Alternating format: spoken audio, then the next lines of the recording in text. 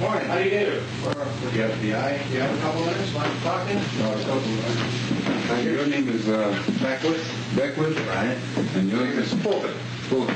Right. From which... New York. New York. There's only one. only one here. Is probably what you assumed we came for, to obtain any information you want to give us about the Muslims. I didn't assume anything. No. That's a very general statement on my part, but as you know, we follow the activities of the Muslims as best we can. But we're always looking for new avenues of information, and who better than the head of the Muslims. At least up to a month ago or something like that. You're wondering how's your suspension status? No one knows but Mr. Muhammad. You have to ask him. You're still in the status of now.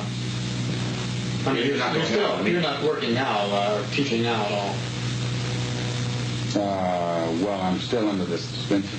That's what I meant. That's a temporary thing, as far as we know. He's the only one who can give out any information. Yeah. I couldn't say anything beyond what he has said. Yeah. I think he has said that it's a temporary suspension. I'll be frank with you. One of the reasons we picked this particular time to contact you is because of this suspension. The suspension was brought about by my own doing. Yeah, exactly. But who knows what was in your mind when you did receive the suspension. In other words, bitterness could have entered into it. It would not be illogical for someone to have spent so many years doing something then be suspended. No, it should make him stronger because it makes him realize that law applies to the law enforcer as well as those who are under the enforcement of the enforcer. Well, you've taken nearly a perfect attitude toward the thing, which is almost unhuman, really. I mean, you've taken the attitude that Mr. Muhammad wants everyone to take if he chastises them. Which is fine. I mean, more power to you. But you see from our viewpoint that there's at least a chance, and this has happened with other members of the organization, they're suspended for some reason or other. And we talk to them, and they stand people up there, and they're, of course, cooperative. Why? Because they're bitter. Now, assuming you resume your duties, we would be, as you sure know, interested in having you help us out. Help you out to do what? We're always helping out the government. We're cleaning up all of the crimes that we help it out more than it helps itself.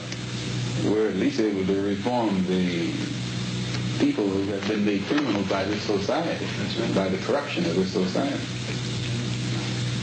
And any way to help it out other than that, I wouldn't even know how to begin. Well, what we're interested in, basically, are the people who belong, the names, the members. My telephone number is OL16320. OL 16320. Now, by this suggestion, That's like telling you the sun shines from the east. Well, no comment. And the teachings, plans, the programs. No teaching is more public than ours, and I don't think you find anybody more blunt in stating it publicly than we do. No, exactly. I don't think you can go anywhere on this earth and find anybody who expresses their views on matters more candidly than we do. I can only agree with you. No, that's right. You're right. You do. The main thing is there is a certain area of responsibility. This is because getting into our angle of it. What we really want are the names of all those who belong. The names, who they are, the identification. I don't even know them. Do you keep no records? That's not my job. I'm just a preacher. Yeah, but somebody up there keeps the record. I don't know who. I don't have any knowledge of those kind of things. With all these other responsibilities I've had, it'd be difficult for me to worry about names. Plus, you would insult my intelligence asking me for them. In fact, no, you would insult your own, because it would mean that your own intelligence isn't heavy enough to weigh me and know in advance what I'm going to say when you ask that question. Well, without getting into argument on semantics there, you don't know until you ask. That's not semantics. That, again, goes into your psychology. We've had people, not this group in particular, other groups, oh, yes, who have been just as vociferous against whatever we're investigating. Communists, make a good case out of it. Communists for 20 years, they hate everything. Go interview them. Yeah, you don't want to. Go anyway. So you go knock on the door and go, where have you been? Oh, I want to tell you something. You never know till you ask. And that's happened so many times. Sometimes the word isn't convinced, but sometimes money brings out the information. I have no intent to insult you here. According to Dillon, what's his name, the Secretary of Treasury, this government's money is in such trouble until... You can still spend it.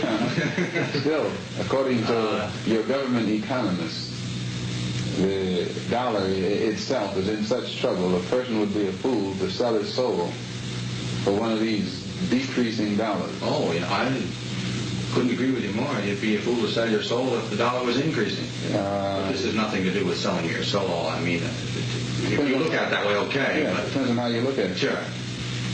You insult my intelligence when not only they insult me, period, but they think I would tell them anything. But it would be good, and I think in many ways it might be of some benefit to your organization.